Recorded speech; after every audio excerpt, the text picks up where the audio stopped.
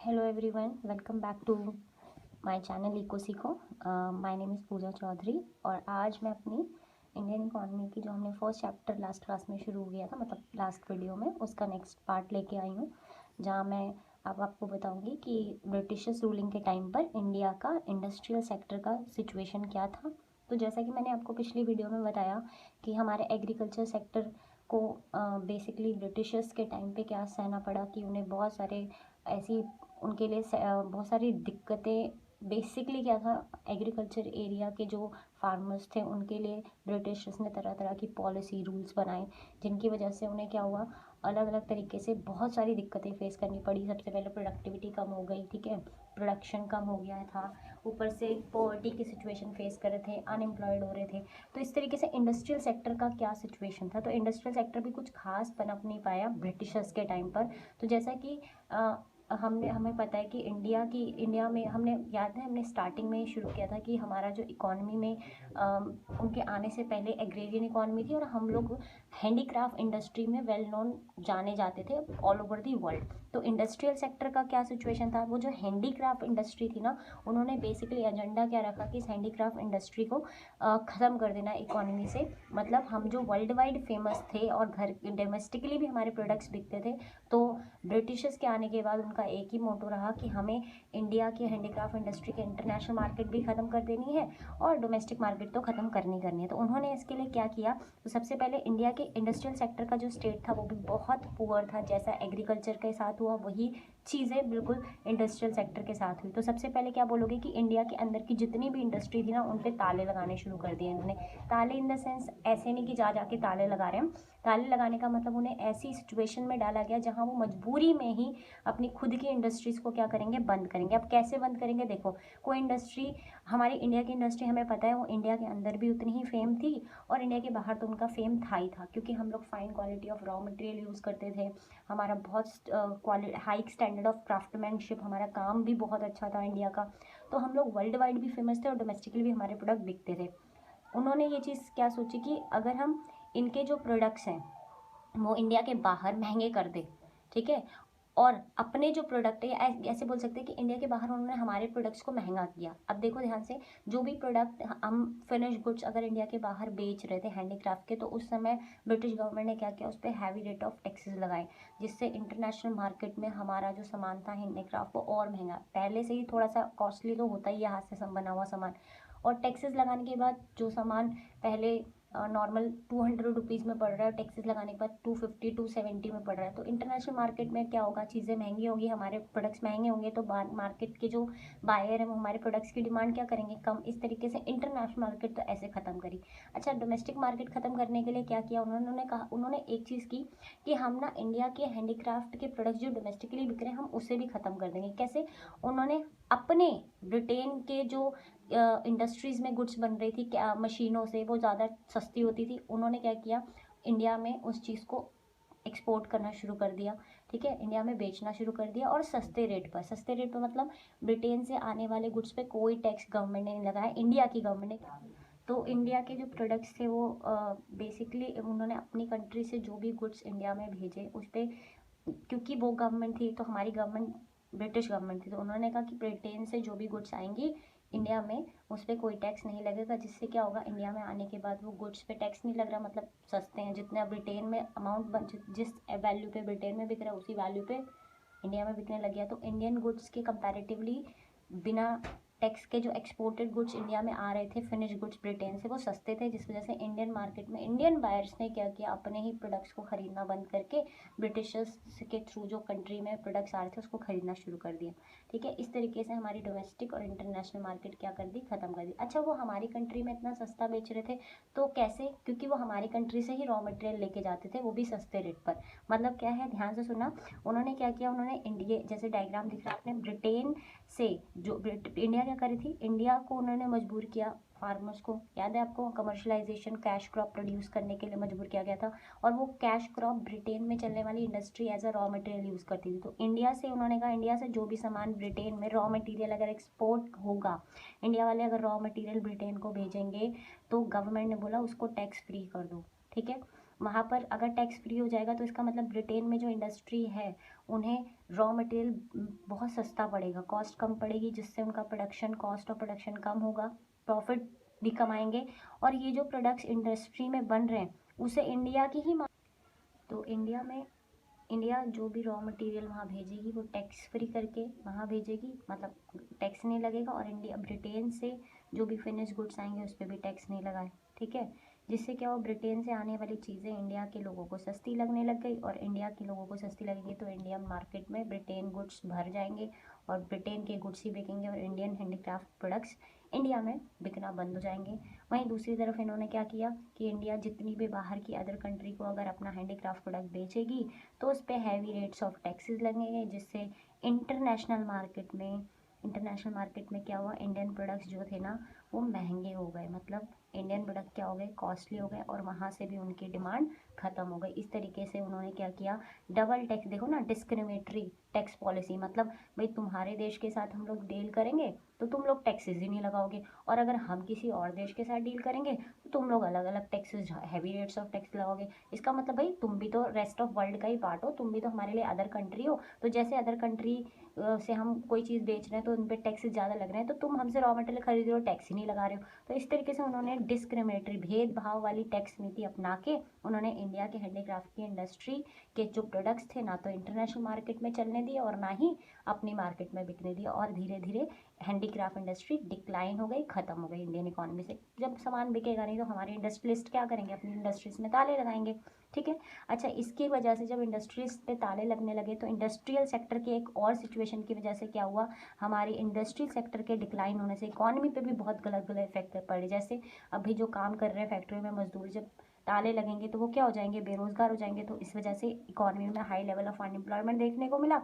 और साथ ही साथ एक और चीज़ देखने को मिली कि हमारे देश में फिनिश गुड्स का इम्पोर्ट क्या हुआ, मार्केट में बढ़ गया, मतलब इंडियन मार्केट में ब्रिटेन के फिनिश गुड्स ने बहुत बड़ी जगह बना ली थी, ठीक है।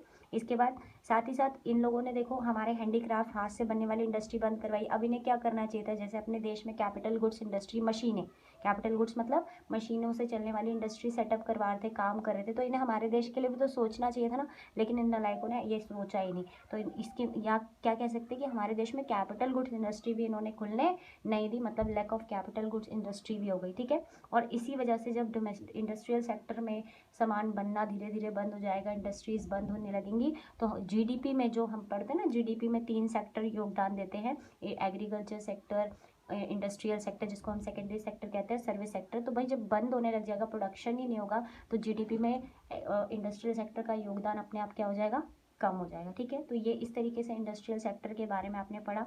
इससे रिलेटेड क्वेश्चन क्या हो सकता है, डिस्क्रिमिनेटरी पॉलिसी में क्या था कि इंडिया ब्रिटेन को जो भी रॉ मटेरियल बेचेगी वो सस्ते रेट पे बेचेगी, मतलब बिना टैक्स के, और इंडिया जो भी फिनिश गुड्स ब्रिटेन से खरीदेगी वो भी फ्री ऑफ टैक्स, मतलब सस्ते रेट पे खरीदेगी, मतलब cheap import of raw material and cheap export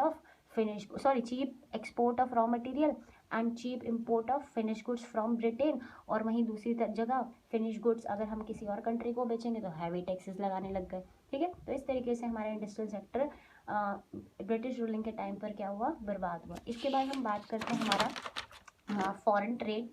अब फॉरेन ट्रेड की क्या हालत थी, ध्यान से सुनो। देखो हमने क्या बोला कि हम लोग ब्रिटेन से बहुत ज़्यादा मात्रा में लेन देन कर रहे थे, मतलब हम ब्रिटेन को बहुत सारा रॉ मटेरियल बेच रहे थे, ठीक है, मतलब एक्सपोर्ट कर रहे थे, तो मतलब बहुत ज़्यादा एक्सपोर्ट हो गया था।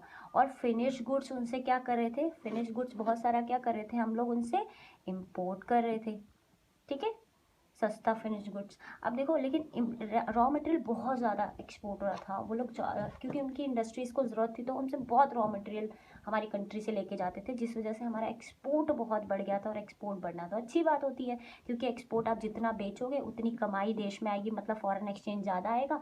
लेकिन फॉरेन एक्सचेंज जब ज़्यादा आता है तो जैसा आप, क्योंकि ये रिविजनरी वीडियो तो आपको पता होगा कि फॉरेन एक्सचेंज जब एक देश में ज़्यादा आता है तो वो बैलेंस ऑफ पेमेंट में सरप्लस को लेके आता है ना। बैलेंस ऑफ पेमेंट में सरप्लस का मतलब क्या होता है, जब हमारी कंट्री में एक्सपोर्ट हमारी कंट्री से बहुत ज़्यादा हो, बेचे बहुत ज़्यादा हम लोग, तो हमारी कंट्री को ज़्यादा क्या मिलता है, सरप्लस मिलता है। लेकिन इन लोगों ने क्या किया, उस सरप्लस का इस्तेमाल, ब्रिटिशर्स ने क्या किया, हम बहुत कमाई कर रहे थे रॉ मटेरियल बिकने की वजह से, लेकिन इन नलायकों, क्योंकि गवर्नमेंट के हाथ में ही सारा सरप्लस जा रहा था ना, तो इस सरप्लस का इस्तेमाल ब्रिटिश गवर्नमेंट ने अपने हिसाब से किया।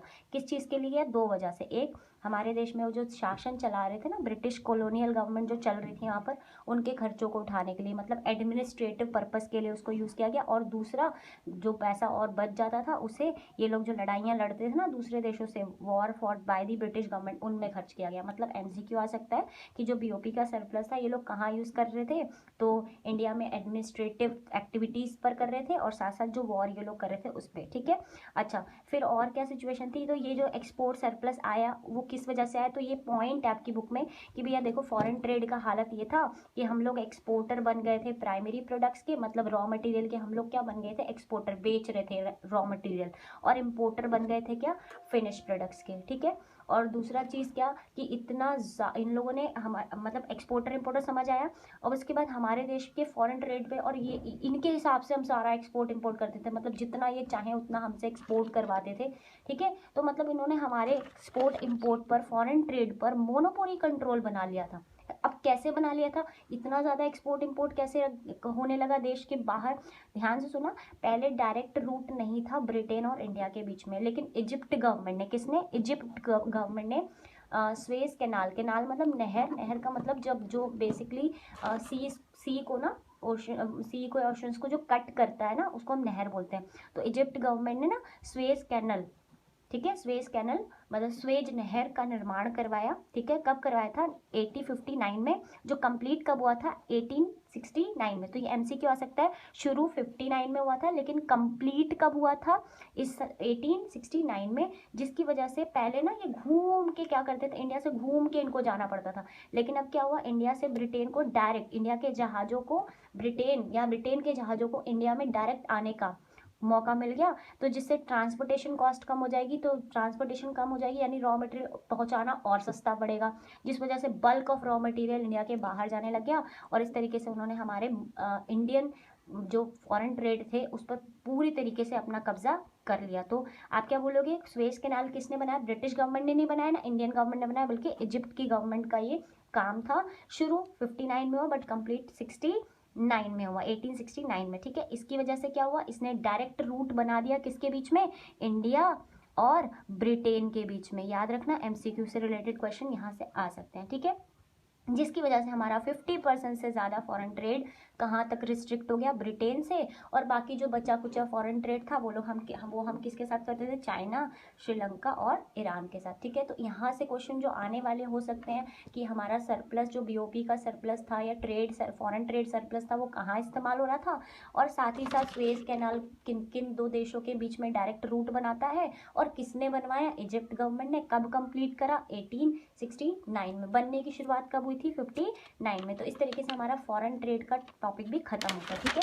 अब हम बात करते हैं हमारे डेमोग्राफिक कंडीशन। अब ये डेमोग्राफिक कंडीशन मतलब होता है हमारे देश की जब जनसंख्या से रिलेटेड आंकड़े होते हैं ना, उनको हम कहते हैं हमारे देश की डेमोग्राफी, ठीक है। तो इसका भी कंडीशन हमारे देश में बहुत बुरा था, मतलब हमारे देश की जो जनसंख्या थी ना वो भी बहुत ज़्यादा परेशान थी ब्रिटिश रूलिंग की वजह से।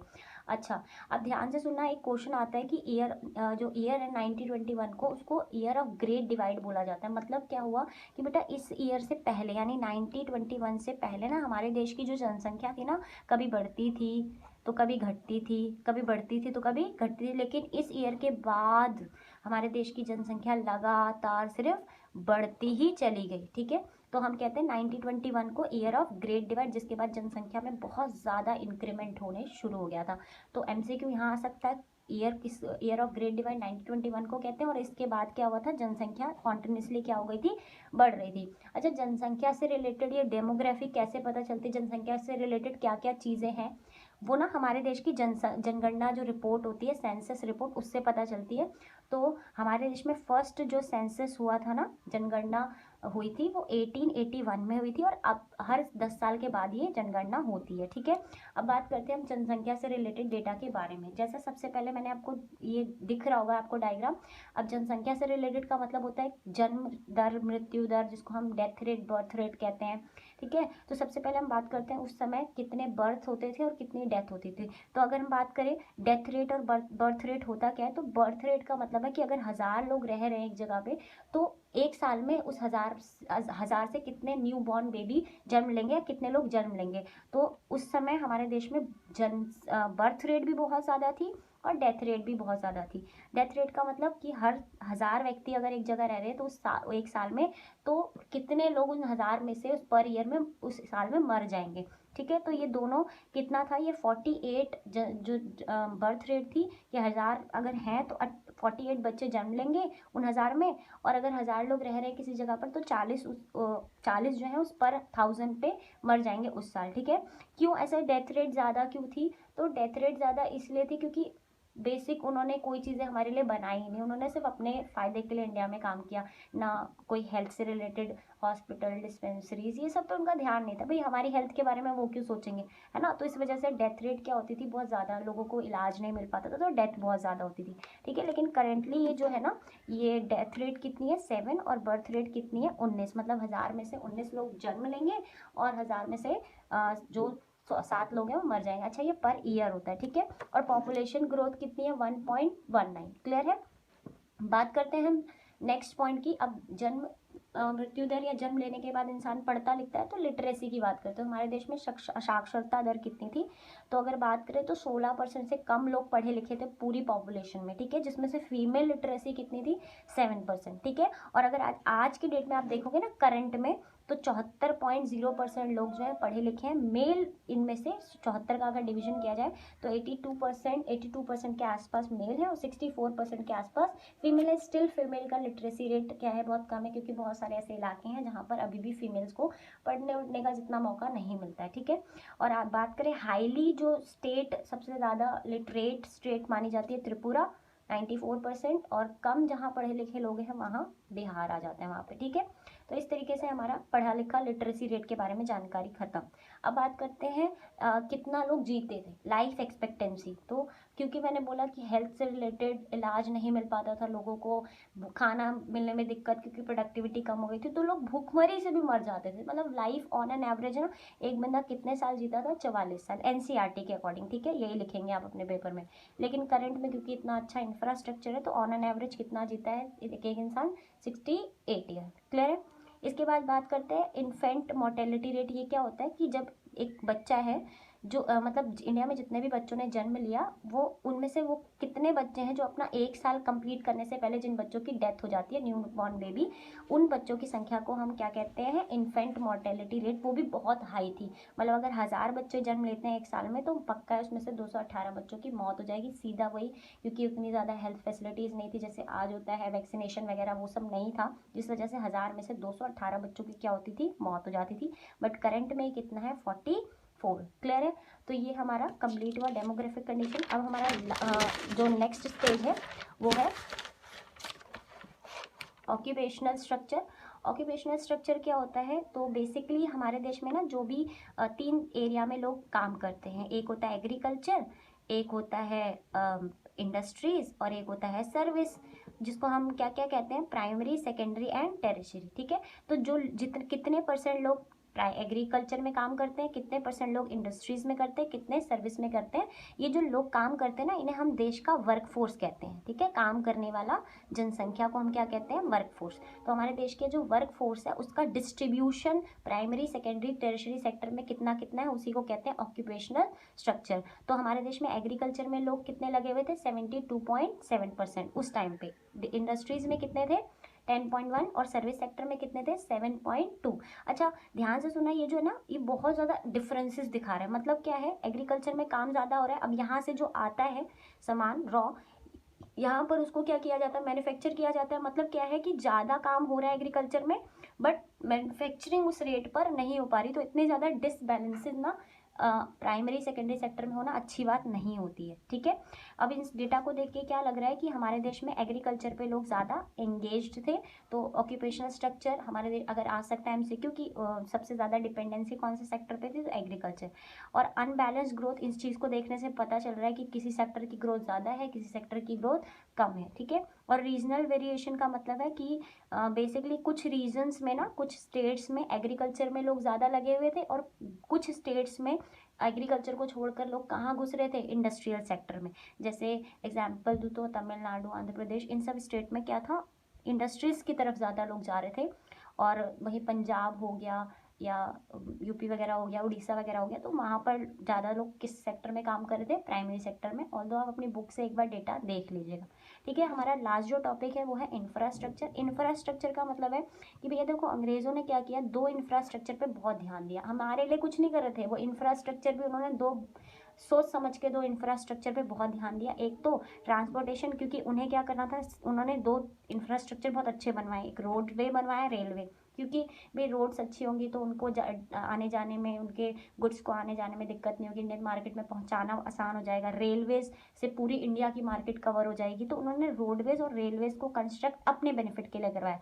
साथ साथ में कम्युनिकेशन, मतलब या इंफ्रास्ट्रक्चर दो उन्होंने बेसिक अच्छे बनवाए अपने हिसाब से, एक ट्रांसपोर्टेशन और एक कम्युनिकेशन, इन दो पे बहुत ध्यान दिया। कम्युनिकेशन पे पोस्ट क्या होता है, जब आम जनता तक कोई संदेश पहुंचाना होता है ना सरकार को, क्योंकि अब तो सोशल मीडिया उस टाइम पे था नहीं, तो आम जनता तक कोई सूचना पहुंचानी है तो पोस्ट के जरिए पहुंचाया जाता था। वहीं अगर अपनी सेनाओं को कोई चीज़ें पहुंचानी है एडमिनिस्ट्रेशन पर्पज़ के लिए, तो टेलीग्राम यूज़ किया जाता था, ठीक है। बात करते रेलवे। रेलवे इंडिया में इंट्रोड्यूस कब हुई, 1850 में, ठीक है। और फर्स्ट ट्रेन आपको पता है मुंबई टू ठाणे चली थी, 33.8 किलोमीटर का ट्रैवल किया था 57 मिनट्स में, ठीक है। और कब, 16 अप्रैल 1853 में चली थी, बनना शुरू इंट्रोड्यूस कब हुई थी, 1850 में। तो इस तरीके से मैंने आपको फर्स्ट चैप्टर का पूरा ऑल ओवर रिवीजन करा दिया है। अब आप इससे रिलेटेड एमसीक्यू मेरी नेक्स्ट वीडियो में देखेंगे, और आप उसको इस पूरी वीडियो को देख के वो सारे एमसीक्यू ईजिली सॉल्व कर लेंगे, ठीक है। अगर आपको मेरी ये वीडियो अच्छी लगी है तो प्लीज़ मेरा चैनल सब्सक्राइब करिए, ज़्यादा से ज़्यादा इसे शेयर करिए, और लाइक्स और अपने प्रीशियस कमेंट से मुझे बताइए कि आपको ये वीडियो कैसी लगी। Thank you so much.